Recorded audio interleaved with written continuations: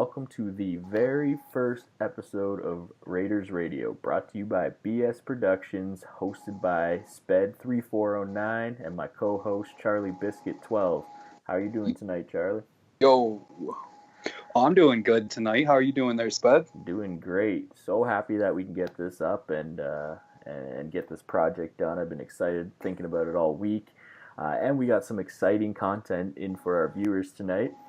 We're going to have some live interviews with a couple of studs. We got White Sox Man 77, owner of the Halifax Mooseheads, and Buckeyes 2525. He's a CHL guy, started as a TC, went to CHL, and now he's drafted at 102 by the St. Louis Blues. So we're going to be in for a pretty exciting show today. And, well, we got them on the line here, so we're going to get this interview started right now.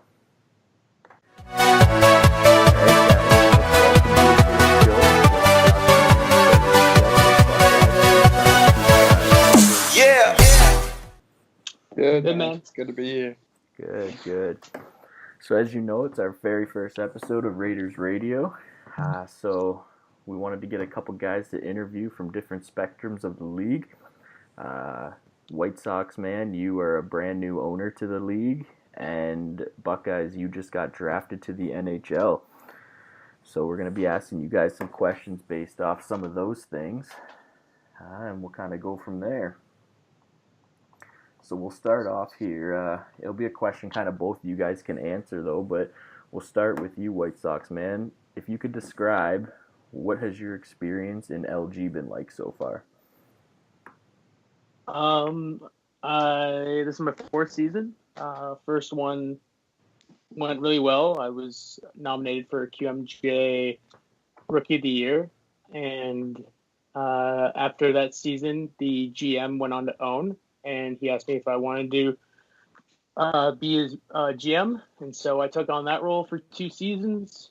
The last one was summer season, which can be stressful with people going on vacations, and it was baseball season for me, so I was super stressed out. So I took a season off of management, and recently I tore my ACL, so I decided to take on a management role since I won't be playing any form of hockey or soccer anytime soon. So this is my sports now. Perfect. And what about you, Buckeyes? So this is my third season now. First season they kind of, when I first heard about it, I signed up, and you go through the TC process, and that's, one of those complicated ones where you're kind of just throwing your name out there and, hoping just to get seen enough to catch somebody's eye and catch a roster spot. So I played a full season in TC. Kind of talked to a few guys for the next season, said that they were going to pick me up, said, we'll watch out for you in bidding. Second season, got picked up by the Red Deer Rebels, got a roster spot, really enjoyed it. Played 2 seasons there, and, kind of just was trying to continue further, putting out my name and seeing what would happen. Well, that's awesome. That's literally like a rags to riches story right there. Like starting off TC, working your way to get your name known, and then this year getting drafted to the NHL all within 3 seasons. So congratulations on that part. What a wild ride for you there, sir. Playing with you, I know that you're a good player too, so it's a shame that you were rocking TC for a season there. Yeah, I guess we all got to go through it, man. Just get a season to, nobody really knows you when you first sign up, unless you sign up with some friends at least. But, I kind of just signed up fresh and figured it out. Perfect. Yeah, well, congratulations being a draft pick this season. Best of luck in Appreciate it. season 10. Yeah, I hope it goes well. Awesome. All right, White Sox, a couple questions for you, brother, about being in management, because as you know, it's my first year being an owner too, and Charlie Biscuit's first year being a GM, so our first year in management. Just wanting to see other views about it. What has been your challenge so far within the scouting process? Scouting is a challenge because, you're only on so many teams, and I've had the pleasure of being on only 2 teams my whole 4 seasons. So I spent 2 as management and 2 on Moncton, 2 seasons apart. And so you start to just play with the same guys over and over. And as more guys that you play with start to become management, your pool of players gets smaller and smaller and smaller. So like the Moncton team from last year, for example, I'm an owner. My goalie was on the team. Another guy's a GM. There's another guy's an owner. There's another guy's a GM. They're all on separate teams. So that team's going to get picked apart. Any talent that was on that team is going to be known. And so on top of that, any guys that I've known from Prince George, my 2 seasons there, like they might be management. And so like my talent pool of players I can pick from gets really small and really expensive quick. Right. So you've got to try and run a lot of scouting games. But the scouting games are hit and miss because you get guys who are trying to get known, like Buckeyes, for example. I'm sure he was scouting a lot. But you get guys who just don't know how to stop scouting. And you tell them like, hey, it's fine if you try out for like 2 or 3 teams, but any more than that, and it's just you're going to be going for too much money. And so I've been noticing that the scouting games have been like the same kind of group of guys, and so it's like after a while those kind of become irrelevant, and it's just you got to go to drops, and eventually just from there it's like your pool gets so small you just got to go out there and see who's available on midnight and just hope you know some names. I mean, I got a solid list of guys, but your pool gets really small, and the scouting games can only help you so much. Right. You said you got a list of guys. Care to share some of those names? Yeah. just play. I find myself actually having too many forwards, which has been my weakness in the past, and I have less defensemen, which is generally my strength. So. Right, and if anyone is listening and wants to try out for Halifax defenseman, please hit me up. Yeah, you can come hit up Prince Albert first. I was just gonna say, Biscuit can totally vouch that defense is a these struggle. Scouting games are wild with people just no showing, and they. The most frustrating thing I've noticed is being first year management is you set up these scout games. And you would think people would want to make a good name. My best advice to anybody who is new to LG, if you're going to sign up for a game, please show up or at least send a message. There's nothing that'll frustrate me, at least, quicker than somebody no showing. And Buckeyes here, you would make a tremendous owner just with all the help you've been, even though you don't even need to. So kudos to you. Perfect. And let's bring this over to Buckeyes now. What position did you go in the draft again? I believe I was drafted 102. 102, perfect. So essentially, like that's like third, fourth rounder. What do you think, in your opinion? Do you think you got a chance at cracking the roster? It was St. Louis Blues, right? Yeah, correct. Right. So, I've been talking to some of the guys and, just past people who have been drafted and have been playing in the NHL for a couple seasons now. And from what it sounds like is, I'm going to have to do my due diligence in the AHL and, continue to just show them that I can be a consistent defender and keep playing my game and just, whenever they need a filling guy up there in the NHL, just hop in and continue to just be around and available and be steady in the AHL and then just move my way up. I mean, it doesn't sound like a straight to the NHL kind of type thing, but. Right. Well, I mean, I'll totally vouch and say, man, Buckeyes, you are a great player, and hopefully one day in the near future you will crack that roster because they will not be sorry if they get you on there. Over building to that rub. Exactly. Over to you, White Sox man. You being quite the skilled defender yourself, you said this is about your 4th season. Since you went to management in year 2, how did you feel about giving up your draft spot? Did you think you would have been drafted? Do you think you took management and gave up your chance of going up there? Like, what made you choose the management route as opposed to letting yourself go in the draft? I've never really had ambitions of moving up. When you first join, you think of like the traditional path of like moving up, like most hockey players do. I don't think I'm really known around the upper tier. At the time, I didn't think I was really known around the upper tier, so I didn't really think I had a chance. And I really enjoy playing where I'm playing. I have fun. I've played at the upper levels, and I like being competitive. But at the end of the day, I play the game for fun. And I mean, it's stressful enough dealing with 16 guys on a 9-week basis, and so I just like the fun. I want to win. I definitely want to win a Mem Cup, but I don't want to sacrifice the fun, and I don't want to stress out about winning.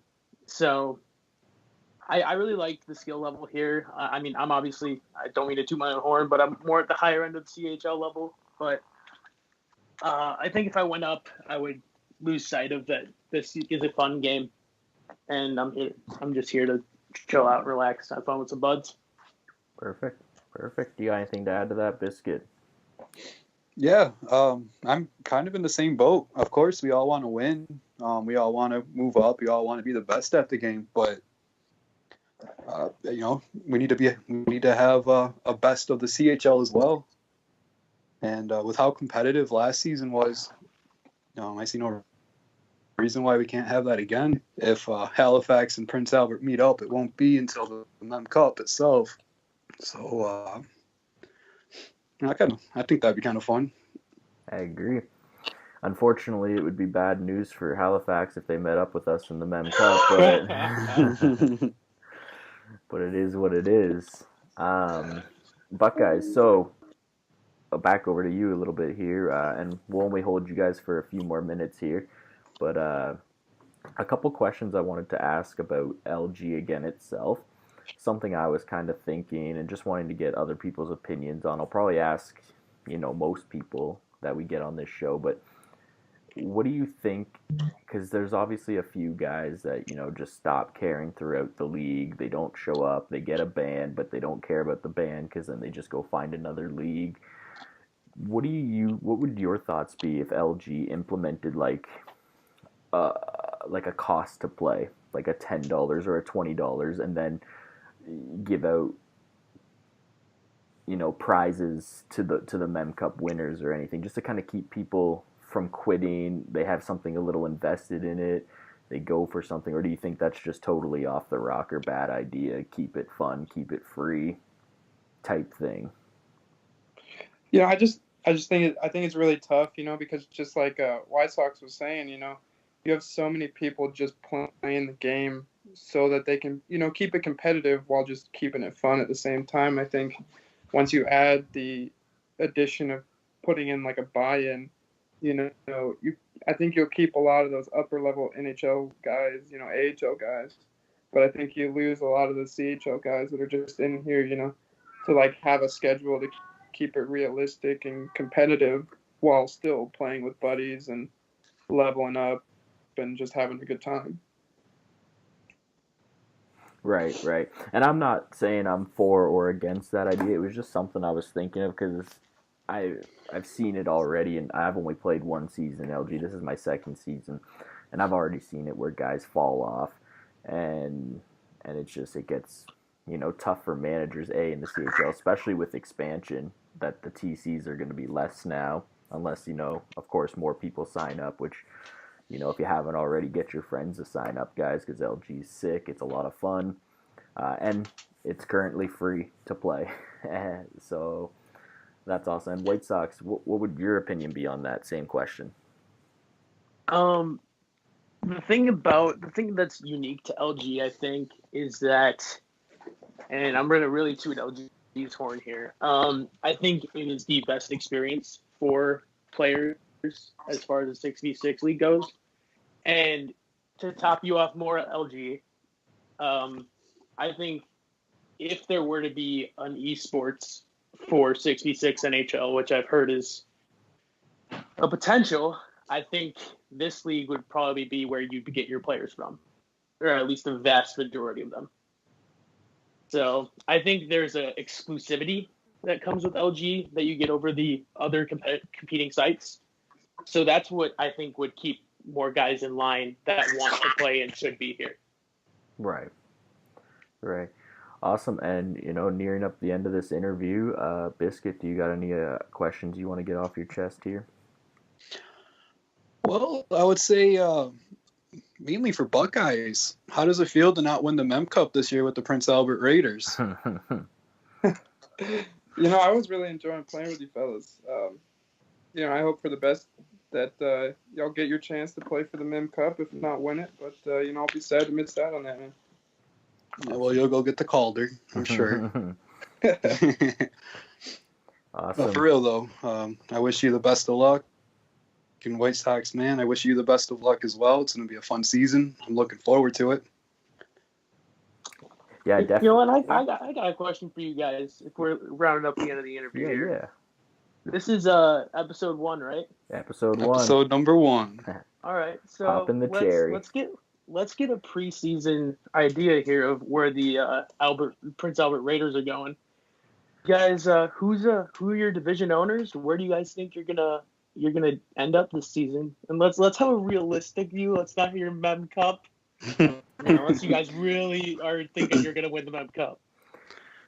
Yeah, I'll take the bull by the horns on that one to start. Realistic, I mean, I wish I had a clear view. I mean, I want to win the Mem Cup. That is totally the goal. The way we're scouting, the way we want to build the team, we're building it to win the Mem Cup. Like, we're even going to have to make tough decisions of cutting some of our good buddies. Like, and we've already made them aware of that. Like, we want to put out a team to win. We don't want to just, like, with that being said, yes, we want to have fun, but at the same time, I take it pretty serious. I want to win. I do think as a first-year manager, though, there's going to be a lot of stops that hit us in the face along the way. Just things we don't know what to expect yet, whether it's scheduling, guys not showing up, different things like that. But definitely, you heard it here first on Raiders Radio, Episode 1. The Prince Albert Raiders will be a playoff team. That we're definitely not going lower than that, and that's a promise. And Biscuit, I'd like to hear your thoughts on that. Well, as we talked about earlier, with all the scouting, just how difficult it is to find good players that mix well together. You're not going to lie, we did get gouged pretty hard by the draft. We had 3, I would call, really important players that are not going to be on our team because they're going to be playing on a higher league, which is great for them. It just adds to the struggle of trying to find that perfect team. We have a huge variety of players and different options to choose from here. Bidding will definitely play a big factor. I know a lot of the guys we're looking at are playing with other teams as well. We're trying to maintain that fun atmosphere for everybody. We want to take it serious, but as we all seem to agree, we all want to have a good time as well.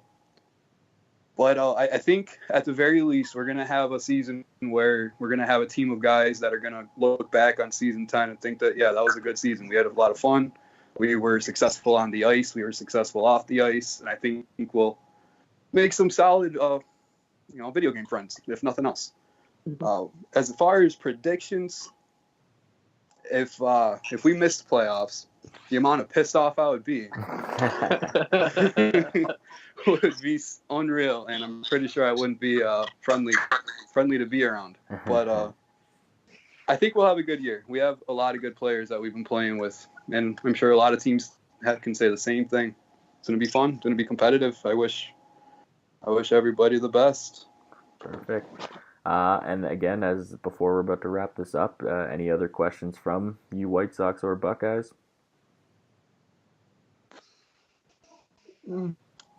Not for me, man. I'm all good.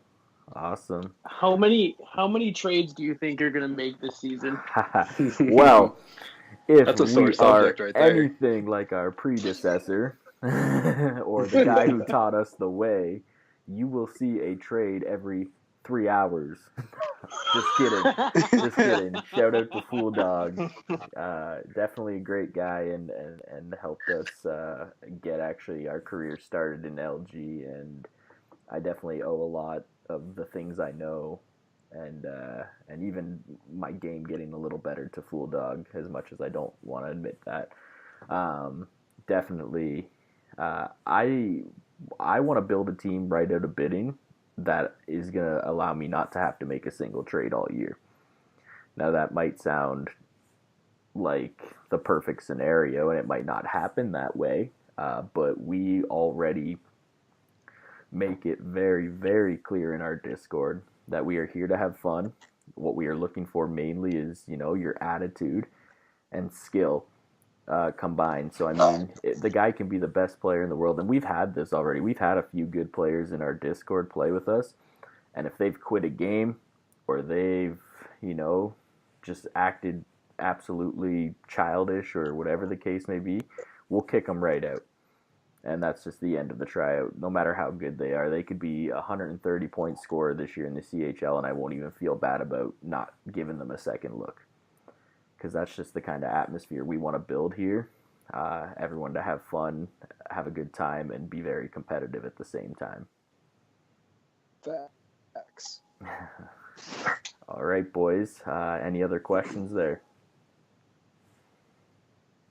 Nah, I rest.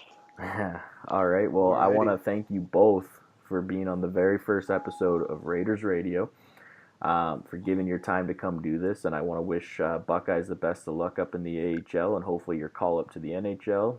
And I want to wish you the best of luck, White Sox, man. And hopefully you make the playoffs. It's probably going to be a tough feat for you, but best of luck. And and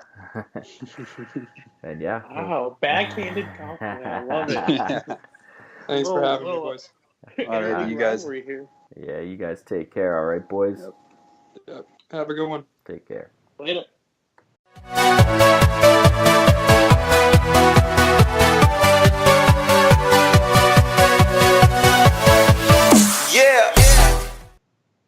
All right, now back to just me and you. How do you think that went there, Mr. Biscuit? Well, I would say that went pretty neat. I think that was a good talk we had. Would you like to add anything yourself there, Spud? Yeah, I mean, I think those two are definitely guys to look out for in LG. It's going to be a great time. Another thing, I just want to let you know that this very first episode of Raiders Radio is brought to you by BS Productions. And also, do not forget to tune in to Big Sleazy and Affordable Dreams show that airs every Sunday at 4 p.m. Eastern. Big shout out to them and all they've been doing for LG these past couple seasons.